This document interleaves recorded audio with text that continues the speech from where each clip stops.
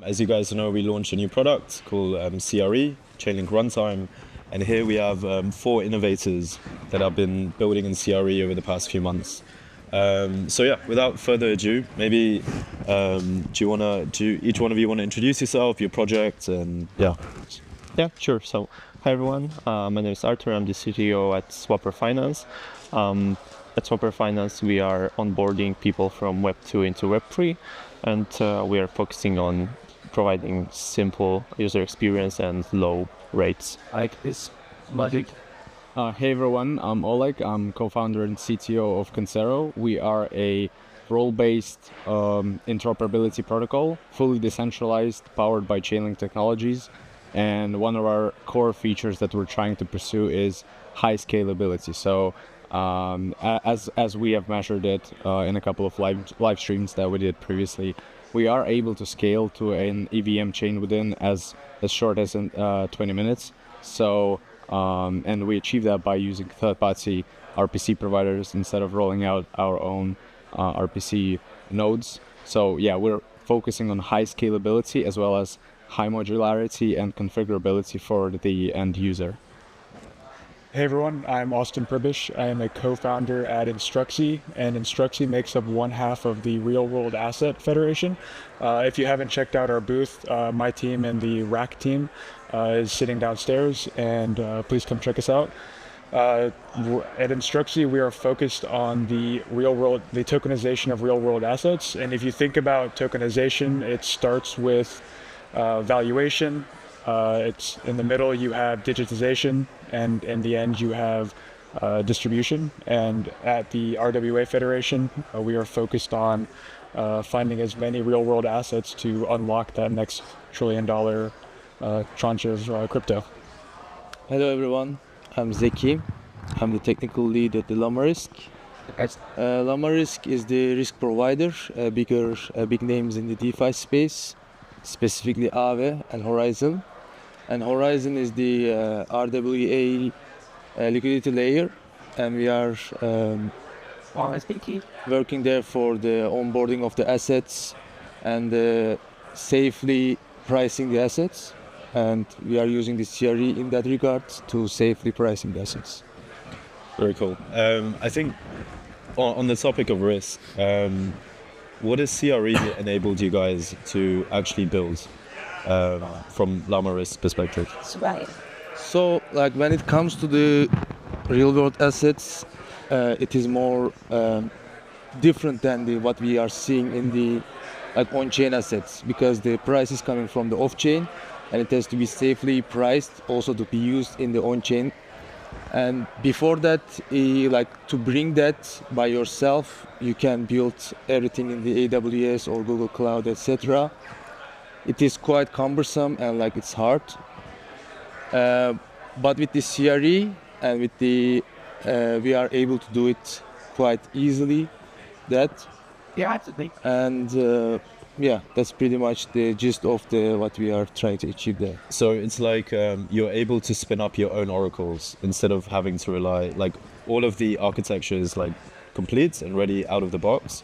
And what you guys are doing is just calculating the NAV, adding additional risk parameters, and pushing this as a payload yourself on-chain. Yeah, so the real-world assets has a specific character that are you can estimate where the pricing should go because they have certain APYs, certain characteristics, and it is easier to build some guardrails on that. And the Llama Guard is doing that, building the guardrails to safely price the RWAs on chain.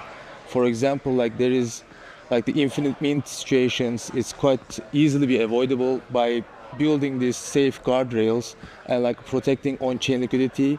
And the Llama Guard is doing that easily with the CRE. Very cool. And Austin, you guys are also building custom oracles. Could you tell us a little bit more about the builds that you guys have been?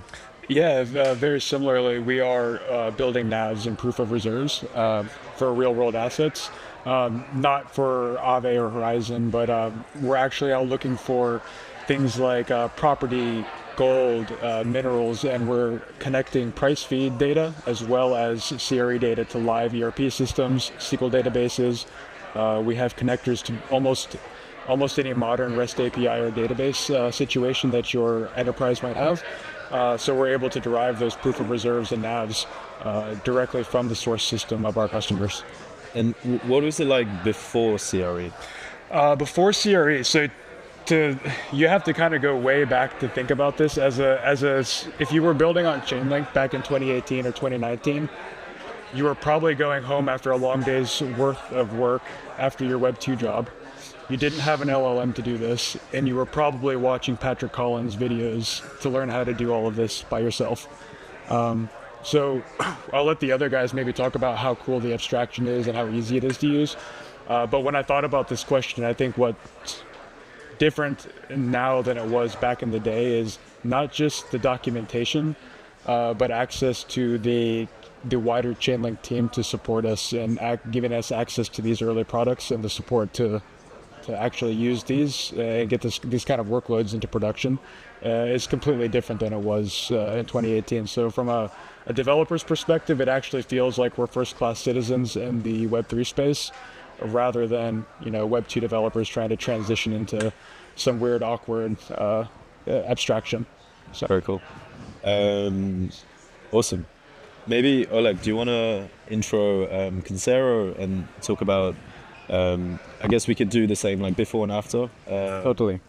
So yeah, as I mentioned, we are a cross-chain interoperability protocol. We aim for high modularity, and I guess to really explain the benefit of CRE, I also have to go back to our version 2, the previous version of our protocol, where we use Chainlink functions to validate our transactions. So the whole gist of the protocol is we have separate roles that are responsible for the life cycle of the message. So as with any other protocol, you have the gateway or the router contract into which the user puts his incoming message into.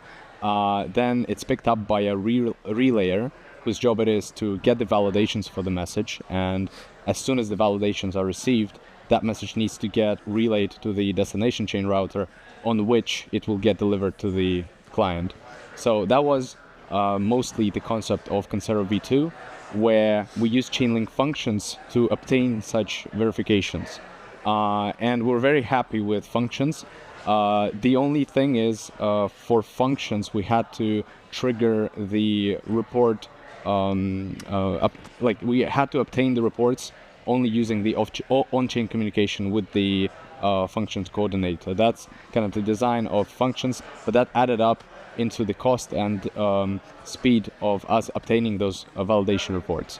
With CRE, it's fully off-chain. So what the lifecycle looks now is, when the message comes in, the relayer will trigger the report retrieval from CRE completely off-chain, obtain that report, and then relay it to the destination chain.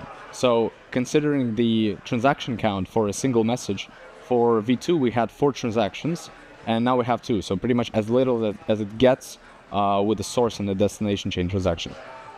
This might sound like a very minor improvement, but if you think about messaging as a fundamental part of anything else that could be built on top, as efficient as this piece get, the more efficient this piece gets, the more efficient everything else is on top. So it's crucial for us to optimize every last bit that we can to make sure the messaging is faster, cheaper, and more secure. So in terms of security, what Chainlink CRE brings us in comparison to functions is, at the moment, CRE is being signed. Their reports are being signed by 10 DON nodes instead of 4 with functions. So better decentralization, better report security in that sense. Secondly, again, since we're not interacting with functions on-chain via third-party RPC providers and doing direct communications with CRE, we take out this intermediary, which will give us another second of speed improvements for messaging. So for now, we do cross-chain messaging for within 15 seconds. We're probably able to achieve 12-second message times if we push CRE to its limits, pretty much. But overall, I'm very pumped about CRE. To be honest, it's the best product in my humble opinion that Chainlink has released, and I'm super excited to see what other applications we can figure out with CRE. But yeah, that's really all it is to CRE in our infrastructure. I want to double click into something which, and curious to know what is happening on the Llama Guard side for this, which is now you have the ability to create your own custom oracle, push this data on chain, and then you can orchestrate the automations of what this data does, the updates it would do for certain protocols, etc. Could you tell us a little bit about like an example flow that you guys are using? So there is a two sides of the price feed. So like there is a price feed comes in, and then there is also the actions that you can take it depending on the price feed. So as I already mentioned, that the RWAs has like a certain characteristics. Like there's what we are approaching this as bounding it. So the Llama Guard is bounding the RWAs price feeds to have like certain upper bounds or lower bounds, and then we are always having a look from the previous examples, like we have a look down window. And also on top of this, with the CRE and with the other systems also, and the Chainlink has a good reputation in this regard to have automated response based on this data. So you can have like automated risk adjustments based on this data. This is also something we are working towards, and I think also as an industry we should go towards that. Is more like automated systems is dealing with this based on the price feeds coming on chain and taking actions, and Chainlink CRE is enabling these kind of innovative solutions for us to really experiment at early stage and like test it, and also like make it like production ready products. And so you're able to orchestrate all of this in like a single piece of code. Yeah, exactly. So yeah, I don't know if everyone followed along, but the CRE is like quite. So it's easy to do, write your workflows because it's quite opinionated and it's quite tailored to on-chain communications. Like previously, as also other panelists already talked about, like we can do it everything with the AWS or like any cloud solution, but it is not tailored for on-chain communication. And you are building a lot of tooling around it. But with CRE, everything's already there. It's just like you write one piece of code, either with the JavaScript, either with the Go code, and Chainlink does it for you. So it is quite easy to do those things with Chainlink CRE. Nice. Tell us about Swapper.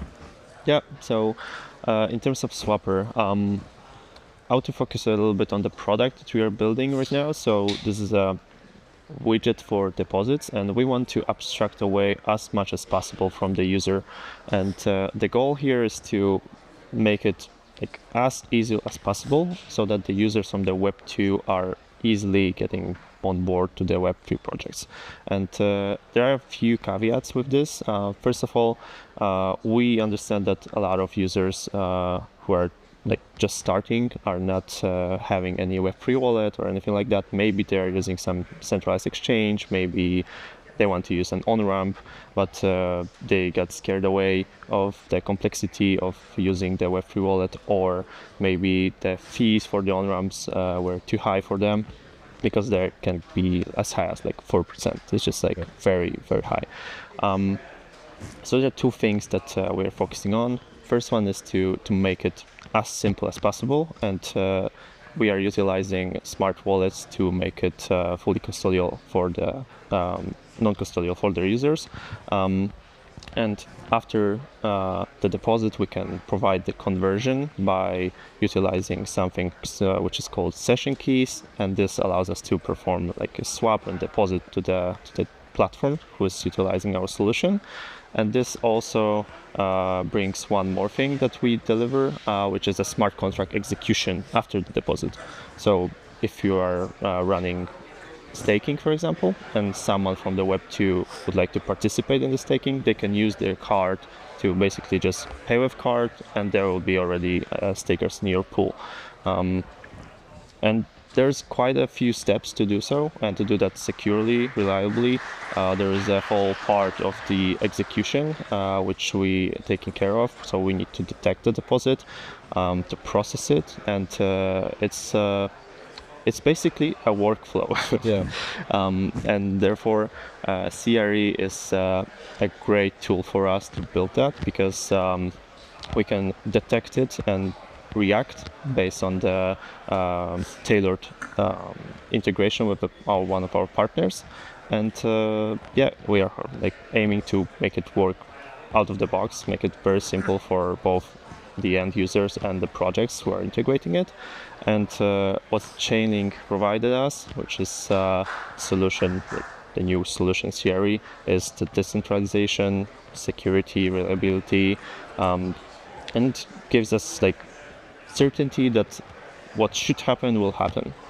And this is something which we really need, because we are talking about Web2 users. They are not familiar with something like transaction revert or something like that. They don't know what's going on. They don't want to take care of the missing funds or whatever. They want to be certain that when they perform the deposit, they will get it.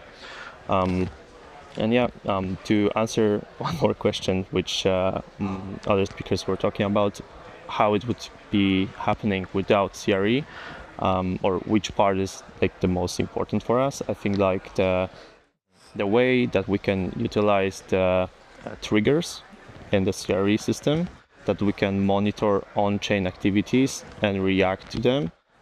This gives us like a very good advantage in terms of speed, because to do this reliably, we would have to build like a whole centralized solution that will be listening constantly on multiple addresses and multiple smart contracts. And with Chainlink, we can simply set it up on multiple chains, on multiple addresses, and just start listening, and adding a new chain would be very simple for us.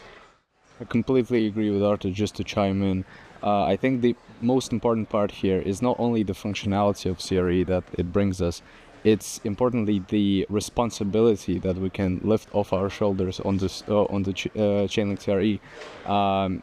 That's the exact same deal we had with functions, right?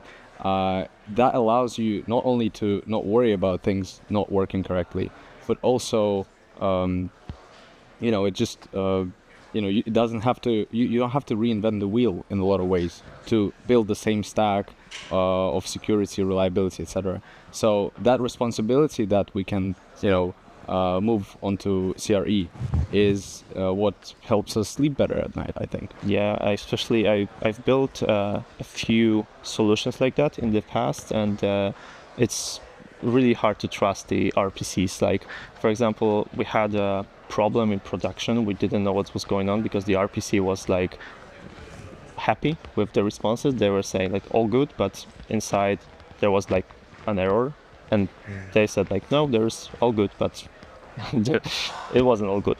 And there was no easy way to find out. We had to change the RPC to another provider, and we only got notified by the user. And when we are dealing with Web2 users, as I said before, yeah, we don't want that to happen. I think what's interesting about what both Arthur and Oleg were talking about here is they're actually now more focused on building a proper user experience as opposed to security infrastructure. Spending time on really mundane tasks now is allowing the two of them, and obviously everyone here using CRE, to focus on building that Web 2-like feel, or that reactive feel that Web 2 users are really used to now in their modern day banking apps, and that's something that Web 3 has really been lacking. Yeah. But CRE is actually pushing us more towards that kind of final goal of really easy to use web applications. Also, I see the brand image is quite important here. Like working with Chainlink, Yeah. like putting that title there, like it just brings a lot of like a trust into your system, and then you don't need to answer a lot of questions anymore coming from people, because it's a battle tested from 2014. It's coming. Like Sergey in his talk is also mentioned like early days, how it was, and like how price feeds are now. It's going with the guarded rails, and like CRE is allowing that flexibility to other teams to innovate. Yeah. So that Chainlink also giving this responsibility to us to innovate, and then I think all the teams are in this board are doing their job in the innovating that. Yeah, initially CRE was actually created for us. to like help us just like provide the services we provide in a more composable and actual like scalable way. And so the ultimate thing about CRE is it's running on the same security framework that has secured DeFi today. So 70% of DeFi, 60, 70 billion today, I think it's like enabled trillions of value across the time. And today, what CRE provides, or what Chainlink is providing, is Chainlink self-serve in a way. But yeah, just cautious of time. I'm curious to know what was the moment that CRE really clicked for you guys as like an aha moment that really was like, okay, we're going to dedicate and put a good portion of the actual infrastructure of your business within CRE. I'll start with, for me, it was the ability to really write in lower level code like Golang. Having all of the individual things like consensus or randomness, all of the individual components that an Oracle would typically do for you, or Chainlink would have done for you in the past, you now as a developer have the ability to customize. And for me, that kind of taking the training wheels off the Oracle experience was, for me, why CRE makes a lot of sense. Yeah, for us, it is like to create this in our use case, like a Llama Guard, to have really proper production level price feeds with the guarded trails. You need to have really stable system, and ideally you need to have, if you want to do it like traditional SaaS, in different cloud providers you need to use for the redundancy, because if one goes down like last week's, you need to have like a backup, and then you need to have like different systems dealing with the different parts. So you need to create this separation of concerns to be able to serve in the high level. But with the CRE, it is already done by Chainlink, because there's a decentralized Oracle network is just built for that. It's already, the node providers are taking that load out of our shoulders and building that, and then we can just send our critical code, what we actually need, and then they are doing that for us. So that is the critical moment to understand, okay, yeah, I don't need to spend that much of time, so that they can just do it for me, and then I'm good to go, and then I can have production level Llama Guard to serve our customers. Nice. I'd say from our side, the strategic part of my answer would be, merging all of these services into one composable interface makes so much sense that it's pretty obvious to me that CRE is here to stay, and it's wise to proceed working with CRE as opposed to, other services individually. From the tech standpoint, as a coder personally, I'd say, the minor improvements in such things as I described previously, like the HTTP triggering, HTTP responses that we can use in CRE, they add up to to a more efficient messaging system, but also the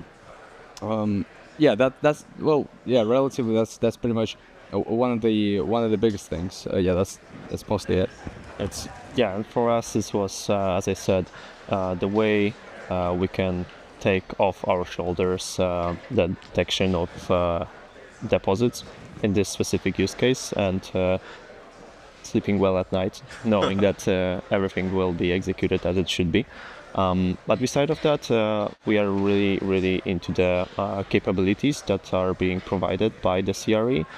We know that with our collaboration with Chainlink and MasterCard in the future, we'll be able to provide next level or next generation fiat payments into our systems, and we are working towards this bright future where there will be no middleman, which is an owner provider. This is still a vision for the future, but we know that with this solution, we'll be extremely competitive in the whole Web3 space. Awesome. Guys, that's all we have time for. Let's give a round of applause to the panelists.